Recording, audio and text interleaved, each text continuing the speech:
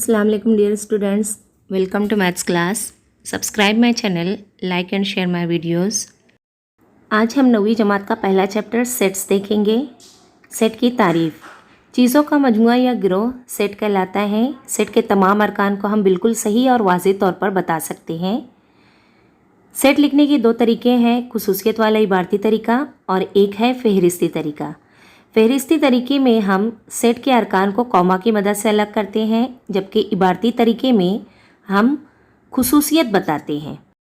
पहली खाली जगह के सामने दिया हुआ है set B X such that x ये 1 से 20 के दरमियान कामिल मुरब्बा अदद है। हमें फ़हरिस्ती तरीके से बी को इस तरह से लिखना है, बी इज़ इक्वल टू 1, 4, 9, 16, 1 से 20 तक मुरब्बा आदाद। सेट सी दिया हुआ है AEIOU, तो हम इसको फ़हरिस्ती तरीके को इबारती तरीके में इस तरह से लिखेंगे, C is equal to x such that x ये अंग्रेज़ी हुर्फ़ तहज्जी का हुर्फ़ इल्लत है। उसके नीचे D दिया हुआ है Y सच दैट Y ये कौसे कज़ा का एक रंग है, तो हम D फ़हरिस्ती तरीके से इस तरह से लिखेंगे, violet, indigo, blue, green, yellow, orange और रेड। सेट पी दिया हुआ है एक्स सच दैट एक्स ये सही अदद है, इस तरह के एक्स नफ़ी 3 और 3 के दरमियान है। इस सेट को हम फ़हरिस्ती तरीके से इस तरह से लिखेंगे, P is equal to -2, -1, 0, 1, 2। Last set M दिया हुआ है 1, 8, 27, 64, 125।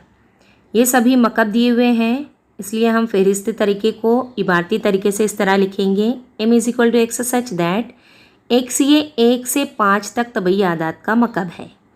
या अलजेब्री इबारत इस तरह से लिखेंगे, x is equal to n cube, n is equal to 1, 2, 3, 4, 5। इस टेबल में सेट की किस्में बताई गई है। सेट की 4 किस्में हैं। यक रुकनी सेट, ऐसा सेट जिसमें एक रुकन हो।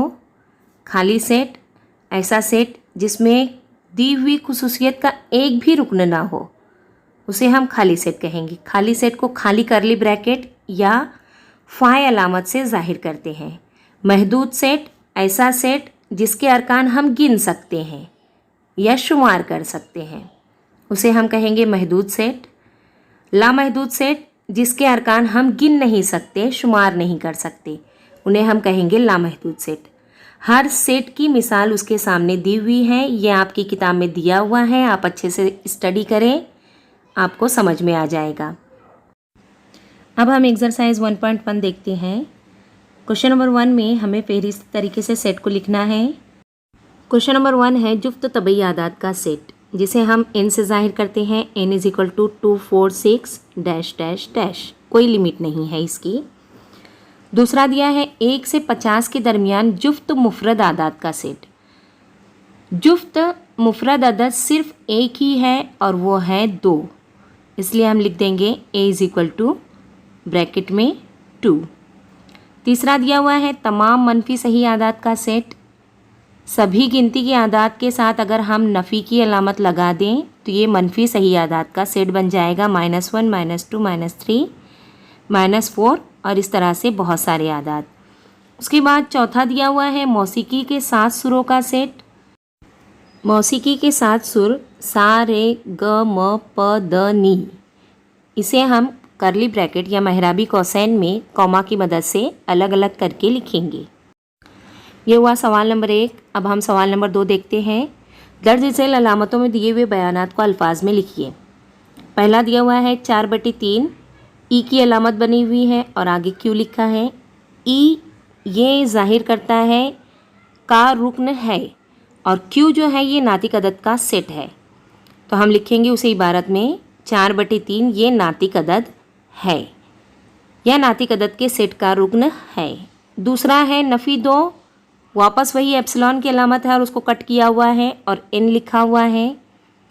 n जो है ये तबई आदाद का सेट जाहिर करता है, इसलिए हम इसे लिखेंगे नफ़ी 2 ये तबई अदद नहीं है। तीसरा सवाल दिया हुआ है P is equal to P such that P ये ताक अदद है। सेट P दिया हुआ है और सेट P के जो अरकान हैं वो ताक आदाद हैं, ये हमें बताया गया है, इसलिए हम लिखेंगे ये ताक आदाद का सेट है। एप्सिलॉन की मीनिंग होती है का रुकन है और एप्सिलॉन को अगर कट किया जाए तो उसकी मीनिंग हो जाएगी का रुकन नहीं है। अब हम सवाल नंबर 4 देखते हैं। दर्ज झेल सेट फहरिस्ती तरीके से लिखिए। पहला सवाल दिया हुआ है भारतीय शमसी साल के सब महीनों का सेट।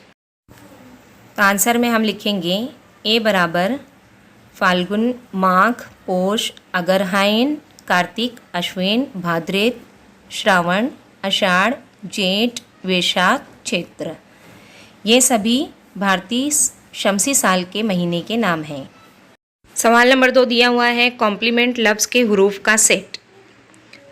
बच्चों, जब भी फहरिस्ती तरीके से हमें किसी वर्ड को लिखना होता है, उसके हुरूफ का सेट लिखना होता है, तो हम जो डबल अल्फ़ाबेट आएगा उसको हम सिंगल लिखेंगे, एक ही मर्तबा लिखेंगे, रिपीट नहीं करना है। कॉम्प्लीमेंट का सेट हम इस तरह से लिखेंगे। Set B is equal to curly bracket में C comma O comma M comma P comma L comma E comma N comma T. बच्चों, यहाँ पर एम और ई डबल आया है, इसलिए उनको एक एक मर्तबा ही लिखा जाएगा। उसके बाद सवाल दिया हुआ है इंसान के तमाम हवासे खमसा का सेट। इसे हम लिखेंगे y इज़ इक्वल टू जिल्द, ज़बान, आँख, कान, नाक। सवाल नंबर 4 है 1 से 20 के दरमियान मुफरद आदाद का सेट लिखना है। मुफरद आदाद ऐसे आदाद होते हैं जो किसी भी पहाड़े में नहीं आते, सिर्फ खुद के पहाड़े में आते हैं। इसे हम लिखेंगे d इज़ इक्वल टू 2, 3, 5, 7, 11, 13, 17, 19। आखिरी सवाल दिया हुआ है ज़मीन के बर्रे आज़मों का सेट। हम सभी जानते हैं 7 बर्रे आज़म हैं। उसे हम लिखेंगे ई इज़ इक्वल टू शुमाली अमेरिका, जनूबी America, Antarctica, Australia, Europe, Africa और एशिया। सवाल नंबर 5 दिया हुआ है दर्ज झेल सेट खुसूसियत वाले इबारती तरीके से लिखिए। फहरिस्ती तरीका दिया है और हमें इबारती तरीके में सेट को लिखना है। सेट ए में दिया हुआ है 1, 4, 9, 16, 25, 36, 49, 64, 81, 100। सभी आदाद मुरब्बा हैं, इसलिए हम लिखेंगे इबारती तरीके में a is equal to a such that a is equal to n square, और n की कीमत होगी 1, 2, 3, 4, 5, 6, 7, 8, 9, 10। सेट बी दिया हुआ है 6, 12, 18, 24, 30, 36, 42 और 48। सेट बी को इबारती तरीके से लिखने के लिए जब हम नंबरात पर गौर करते हैं तो सभी नंबरात 6 के पहाड़े में आते हैं। अलजबरी तरीके से इस तरह से लिखेंगे b is equal to x such that x is equal to 6n, और n की कीमत होगी 1, 2, 3, 4, 5, 6, 7, 8। सवाल नंबर 3 में सी सेट दिया हुआ है s, m, i, l, e। बच्चों, जब हम अल्फ़ाबेट्स पर ध्यान देंगे तो हमें एक वर्ड मिलता है स्माइल। तो हम लिखेंगे C set is equal to y such that y smile लफ्ज़ का हुर्फ है। सवाल नंबर 4 में दिया हुआ है d इज़ इक्वल टू इतवार, पीर, मंगल, बुध, जुमेरात, जुमा, सनीचर। बच्चों, ये हफ्ते के दिनों का सेट है, इसलिए हम इबारती तरीके से इसे लिखेंगे d is equal to z such that z हफ्ते का दिन है। आखिरी सेट दिया हुआ है x is equal to a, e, t। बच्चों, इन अल्फ़ाबेट से हम अंग्रेज़ी वर्ड ईट बना सकते हैं, इसलिए हम लिखेंगे x is equal to y such that y लफ्ज़ ईट का हुर्फ है।